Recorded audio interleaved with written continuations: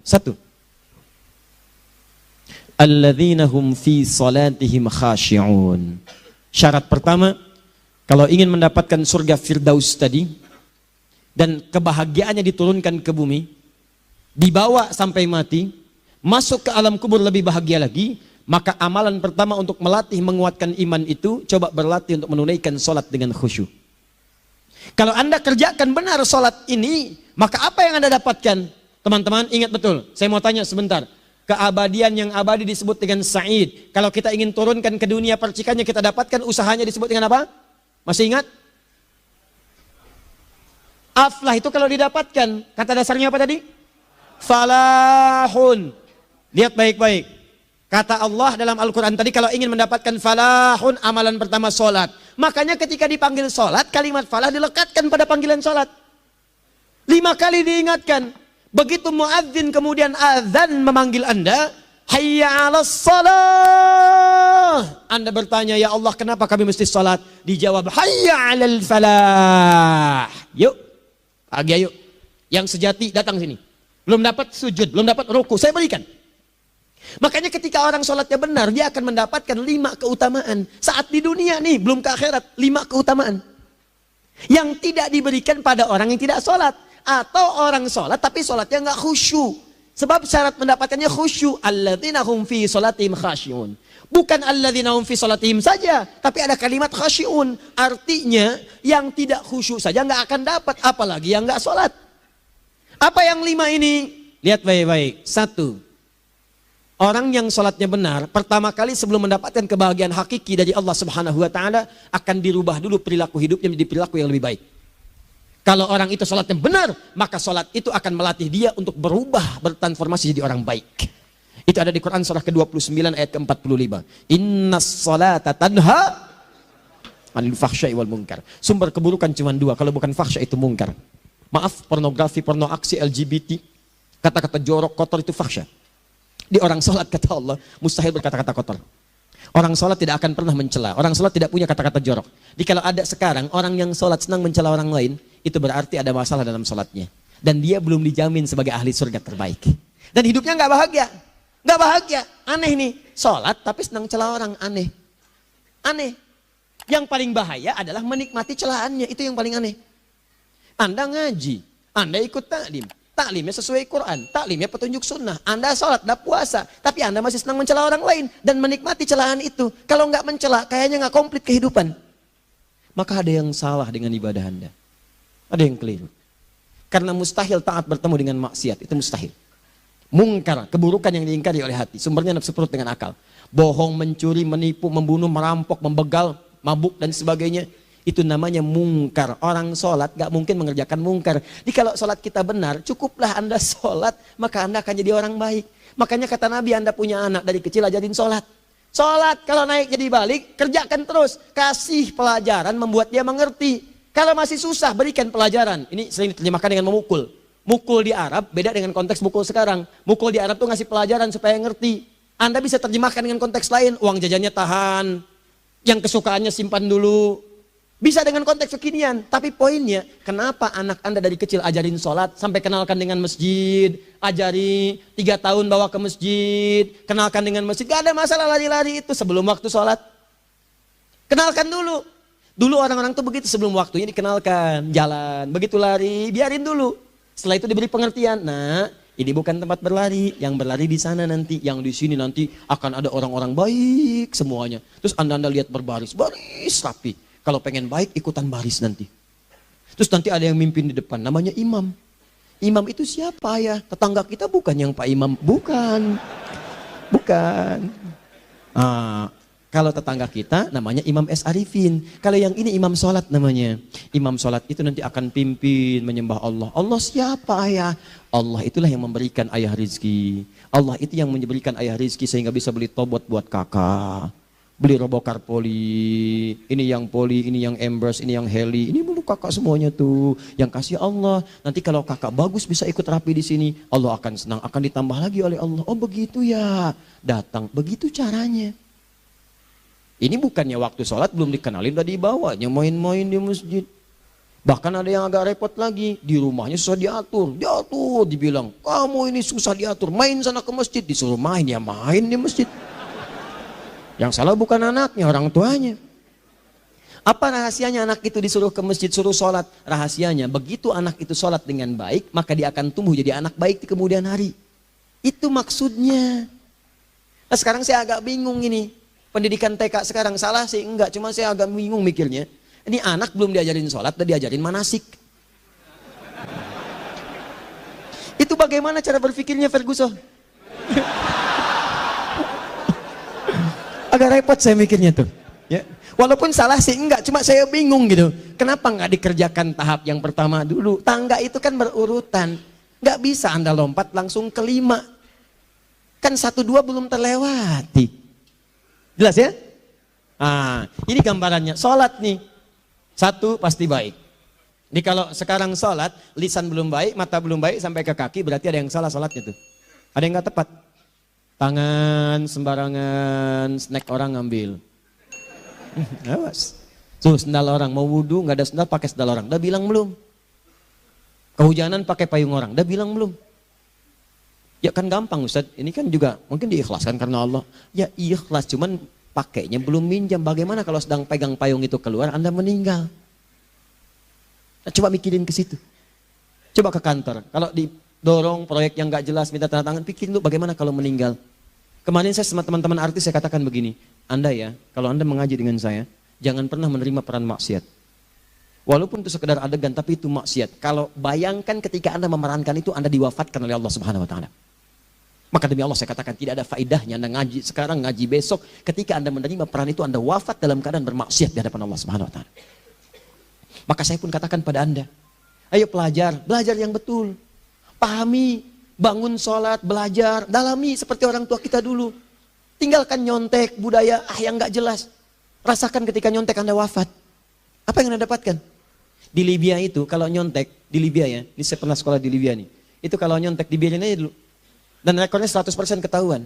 Begitu sudah selesai, cuma jeda 2 jam, langsung ada panggilan. Si Fulan silahkan datang ke kantor. Apa yang disediakan di kantor sudah siap. Anda diberi waktu 2 jam dari sekarang, siapkan beres-beres koper Anda. Di sini tertulis Anda akan pulang. Tiketnya sudah lengkap, dikawal 2 orang. Dituliskan di situ anak ini nyontek gak boleh kembali ke sini. Libya. Gak ada, zero tolerance bagi yang seperti itu. Keluar. Kami gak terima di sini. Harusnya begitu. Gak ada faedahnya. Yang kita butuhkan amalan dari ilmu, bukan nilai-nilai itu sementara. Gak ada. Sudah. Nah ini akhirnya begini kualitasnya nih.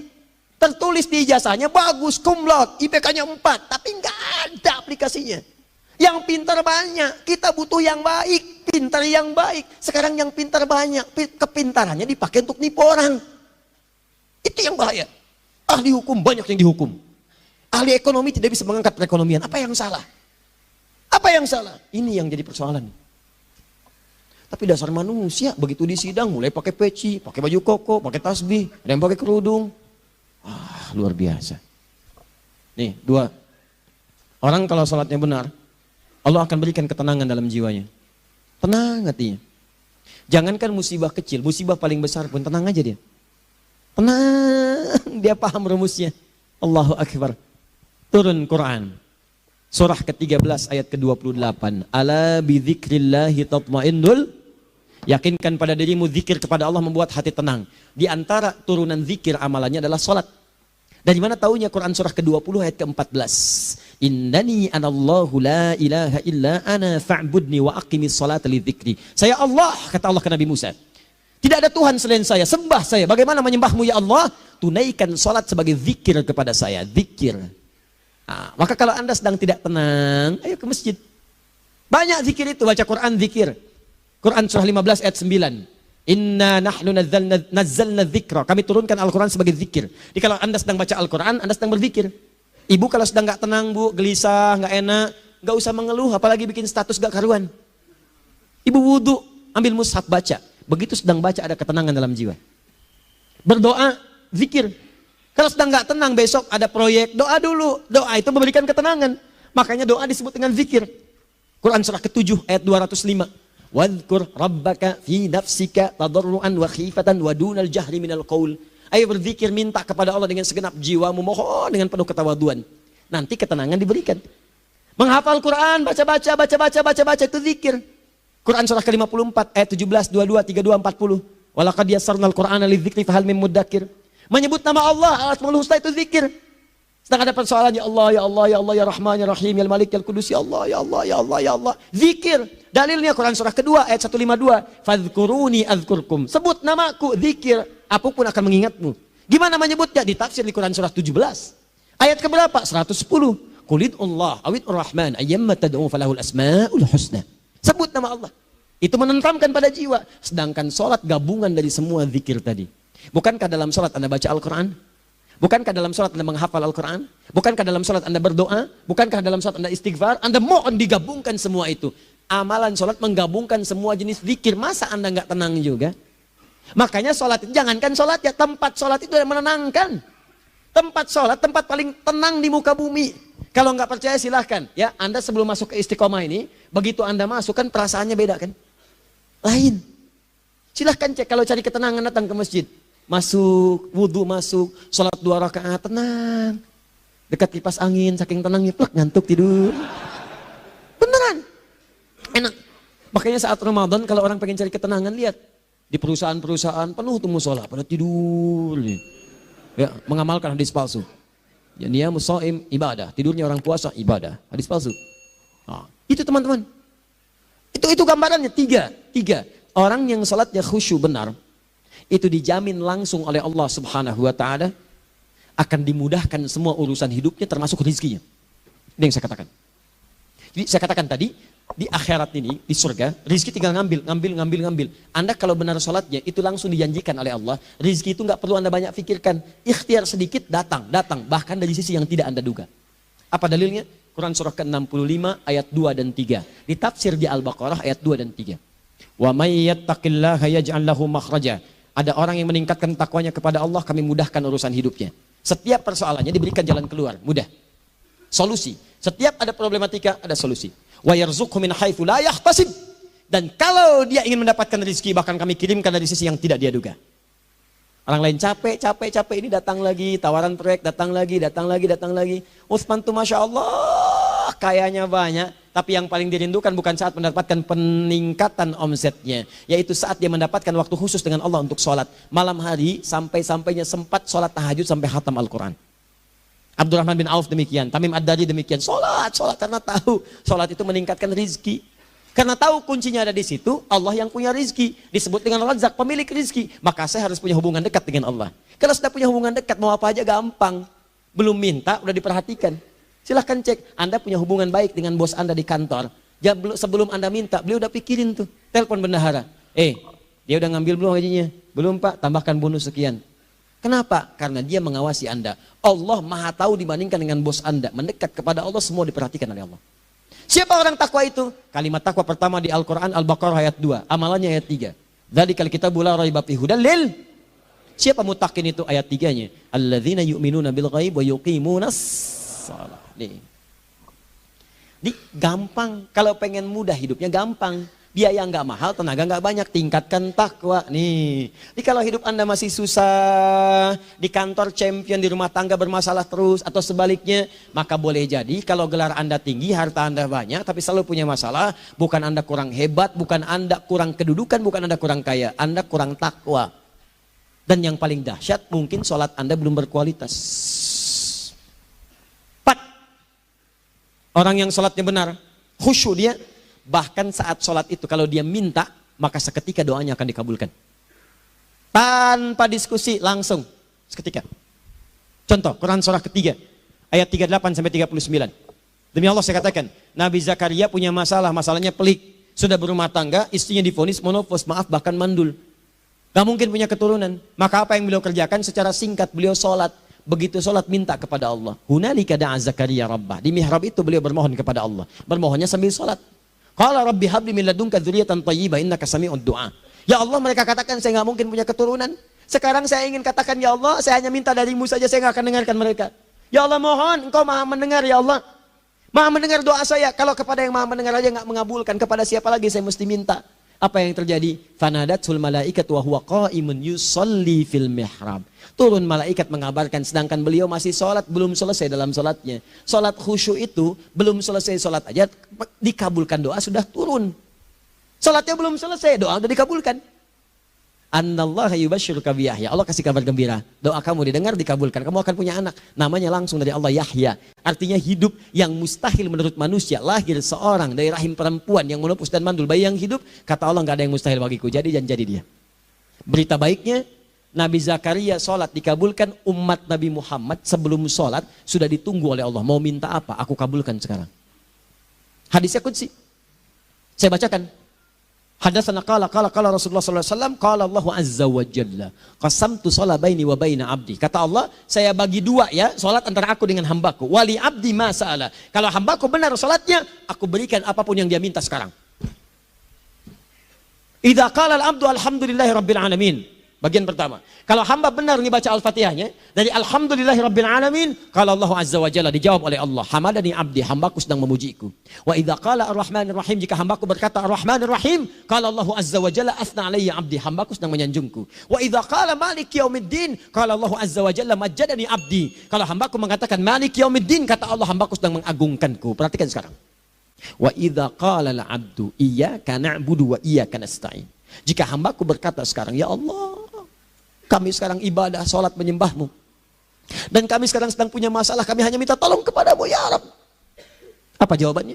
Beda dengan sebelumnya. Kata Allah, hadza baini wa baina abdi. Inilah perjanjian antara aku dengan hambaku. Wali abdi, kalau hambaku benar khusyuk sholatnya sampai detik ini, baru sampai Al-Fatihah itu pun belum tuntas. Baru sampai Al-Fatihah itu pun belum tuntas. Kalau benar bacaannya, betul sholatnya dari takbir sampai dengan selesainya, sampai ayat itu, iyyaka na'budu wa iyyaka nasta'in, kata Allah, masalah apapun yang dia minta sekarang, aku akan kabulkan. Besok saya kasih rahasia. Yuk, yang di KBP. Ada awal pembuka di awal sebelum Al-Fatihah yang kalau Anda benar bacanya, itu pengantar kepada pengabulan doa di Al-Fatihah. Apa itu? Besok. 5. Yang kelima ini yang paling diharapkan. Dan ini penutup dalam kajian kita malam ini. Teman-teman sekalian, perhatikan baik-baik. Jika Anda benar mengerjakannya, maka Allah akan jamin langsung Anda akan mendapatkan kesuksesan dan kebahagiaan di semua aktivitas Anda. Kalau jadi suami, suami yang sukses, rumah tangga yang bahagia. Kalau jadi pegawai, pegawai yang sukses, dan di kantor bahagia. Masih ingat? Kesuksesan yang menghadirkan kebahagiaan, konteksnya dunia disebut dengan falah. Dipegang disebut dengan aflah. Dikembalikan lagi ke atas. Ke surah ke-23 ayat 1 dan 2. Qad aflahal mu'minun. Apa amalannya? Alladzina hum fi salatihim khashi'un. Persoalannya, kalau Anda salat belum mendapatkan satu di antara 5 ini, apa masalahnya? Pertama masalahnya, kata Al-Quran, boleh jadi yang salat itu belum khusyuk. Apa itu khusyuk? 2 maknanya, dan saya tutup di sini. Apa yang 2 itu? 1, kebanyakan orang salat masih membawa dunia dalam salatnya. Makanya kalau pengen khusyuk, kata Allah, maka Anda rasakan akan bertemu Allah. Rumusnya Quran surah kedua ayat 45 sampai 46. Rasakan secara singkat, mungkin itu sholat terakhir yang Anda akan kerjakan dalam kehidupan. Mungkin di sholat itu Anda wafat. Kata Allah, alladzina yadhunnuna annahum mulaqu rabbihim. Orang khusyuk itu sudah kelihatan dari sebelum sholat, dia sudah merasa persiapan menghadap Allah. Persiapan ke manusia aja, dia sudah siap-siap, mandi dulu, ganti pakaian, pakai parfum, macam-macam dan sebagainya. Hanya memenuhi undangan manusia. Allah mengundang Anda 5 kali dalam sehari.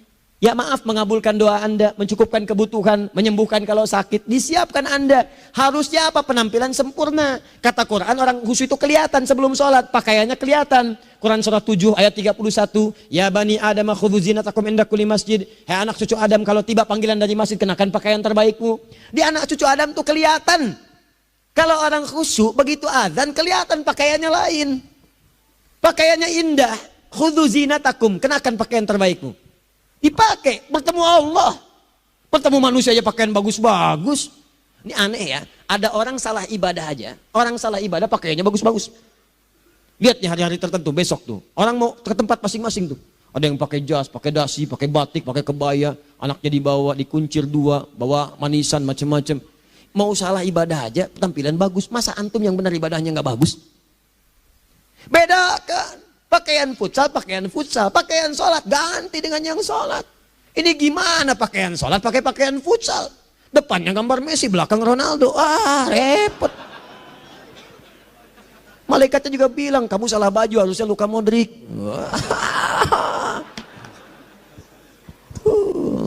Apalah saya. Ayo mau tanya apa? Mourinho dipecat saya tahu. Lagi nganggur sekarang, ditawarin Benfica dia nggak terima. Sekarang jadi dia komentator di Bein Sport. Nanti sebentar lagi dia akan komentari laga Saudi dengan Qatar dan komentari laga Arsenal dengan itu. Digantikan oleh Solskjaer. Dia super sub dulu. Ya, super sub. Ya, the baby assassin. Ya, pembunuh yang berwajah baby face. Masuknya di akhir-akhir. Gol. Sekarang melatih dia. 5 kali kemenangan, belum kalah sama sekali. Saya hafal itu. Tapi masih di urutan ke-6. Tapi jaraknya ke yang ke-4 itu tinggal 3 poin lagi. Hafal saya. Liverpool tahu cuma 4 poin sekarang bedanya. Kemarin 7 kalah 2-1 sama Manchester City. Walaupun banyak analisis yang menyebutkan mungkin itu diberikan saja gitu kan. Karena ada yang lain-lain. Hafal kedua Manchester City. Hafal saya. Ayo mau tanya apa lagi? Tottenham Hotspur ke bawahnya. Ada Chelsea, ada Arsenal, baru kemudian Manchester United. Liga Italia, wah udah gak kekejar Juventus. Ya, apa lagi? Dan seterusnya lah. Gak ada ujungnya bahas yang begituan. Jelas ya? Maksud saya, Anda tanya itu saya jawab. Tapi tidak menghilangkan ibadah kita yang lain. Dan apa ruginya? Ya tahajud dah. Apa yang bisa dikerjakan besok, lihat besok. Ya kan tahajud kan yang bisa besok. Ada orang tahajud jam 10 pagi? Gak ada. Lebih baik Anda kerjakan malam tahajud. Yang tidak bisa dilihat malam, bisa dilihat besok. Cara berpikirnya bagaimana kalau besok meninggal? Gak kesampaian teman-teman sekalian. Gak kesampaian. Nah maka dari itu, Anda kalau mau ada panggilan sholat, siap-siap baju yang bagus. Itu sempurnakan. Anda panggilan orang mandi, panggilan Allah. Buka Quran surah 5 ayat 6, sempurnakan wudhu. Ya ayyuhalladzina amanu idza qumtum ila shalah faghsilu wujuhakum. Wudu yang baik. Berpakaian yang rapi. Kenapa? Karena boleh jadi saat dipanggil Anda wafat saat itu.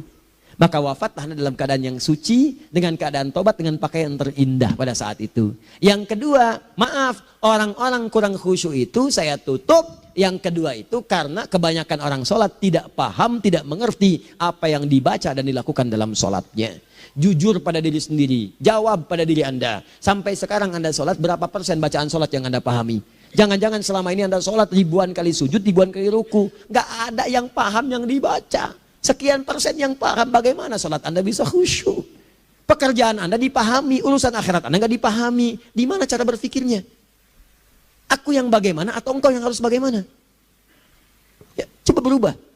Nah ini baru satu amalan, belum yang lainnya. Ada 5 amalan lagi. Yang kalau kita bisa turunkan itu, selain sholat yang khusyuk, maka jaminan tadi akan datang. Baru sholat khusyuk aja 5 datang. Apalagi ditambah dengan 5 amalan lainnya lagi. Demi Allah saya katakan, dunia kecil sekali, gak ada nilainya. Akhirat aja enak. Nikmat.